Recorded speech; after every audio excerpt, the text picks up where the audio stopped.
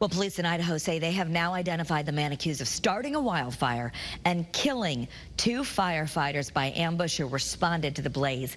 Investigators say 20-year-old Wes Rowley set up a fire on Canfield Mountain, lured in first responders to this scene, and then opened fire on them in a siege that lasted several hours. A 3rd firefighter is hurt but is expected to survive. Officials with the Connecticut Fire Academy in Windsor Locks are responding to this attack and explaining how firefighters in our state actually get training for situations like this. The Connecticut firefighters receive active training.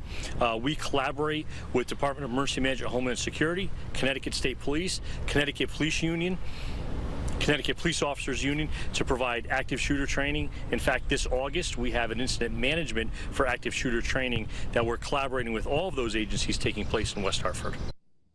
Right now, it's still unclear what the motive could be for Wes Rowley to carry out this ambush attack. According to police, we'll bring you new information as we learn more.